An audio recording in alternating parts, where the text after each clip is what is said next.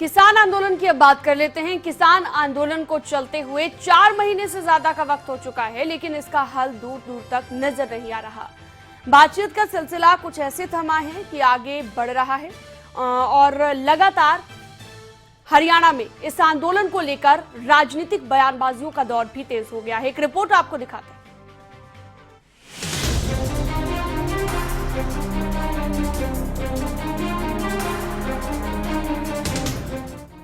किसान आंदोलन का हल दूर दूर तक निकलता नजर नहीं आ रहा।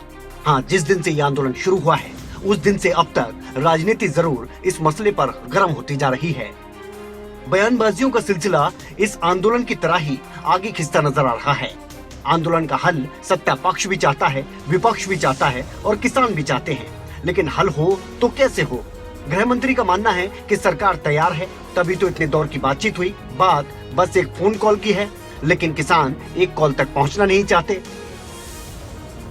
केंद्र ने तो लगभग 11 दौर की वार्ता करी है इनके साथ। अब ये तो इनको ही निपटाना है मामला, और केंद्र ने तो हमेशा कहा है कि हमारे दरवाजे खुले हैं। प्रधानमंत्री जी ने कहा है कि मैं एक टेलीफोन की दूरी पर हूं, लेकिन आज तक एक भी किसान नेता ने प्रधानमंत्री से टेलीफोन करने की। किसान कहते हैं हमारे पास वो नंबर ही नहीं है जिस पर कॉल। नहीं, प्रधानमंत्री तो एक ही होता है, प्रधानमंत्री का नंबर कोई ढूंढना मुश्किल नहीं होता।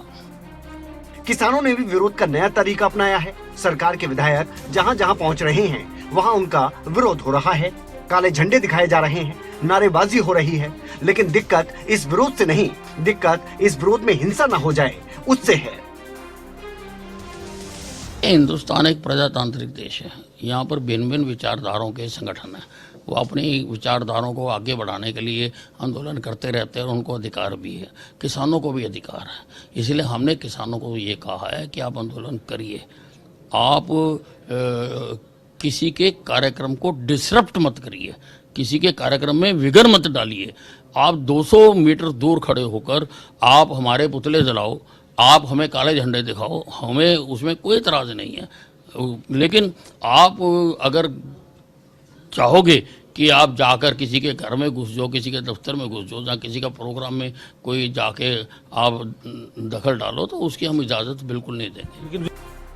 उधर आंदोलन की शुरुआत से ही विपक्ष को बैठे बिठाए जैसे एक नया मुद्दा मिल गया हो। तो सीधी सी बात है, राजनीति तो होगी ही, सरकार तो घिरेगी ही।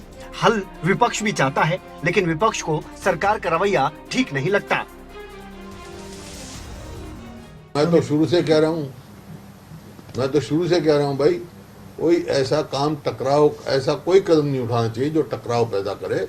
उससे नुकसान होगा, प्रदेश का भी नुकसान है, तो उसको टकराव से बचना चाहिए। और जो किसानों की बात सुन के, तो भाई इसमें तो वाद विवाद, संवाद और समाधान तीन ही तरह के हैं प्रजातंत्र में।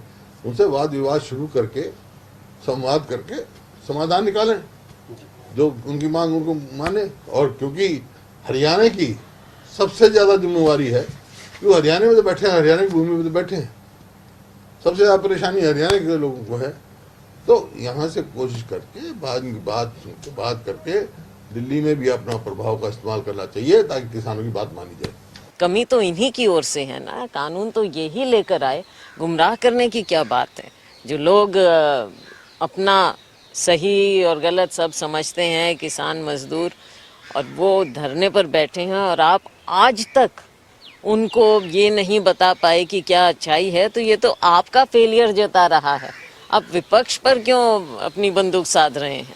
आप अपने आप को देखिए, अपने गिरेबान में झांक कर देखिए कि आपने हरियाणा के लोगों को कैसे छला है, कैसे उनके साथ धोखा हुआ है, कि वो लोग अब मजबूर हो गए हैं कि इस तरह से दिन रात सड़क पर बैठें और किसी ना किसी तरह से अपना विरोध दिखाएं।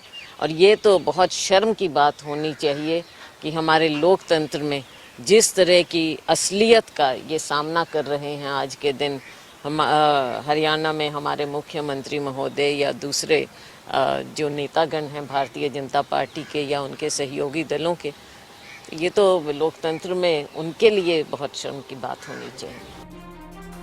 अब सवाल यह है कि हर पक्ष हल चाहता है, लेकिन क्या यह हल दिल से कोई चाहता है, या सिर्फ दिखावे और बयानबाजी के लिए यह हल निकालने की बात की जा रही है?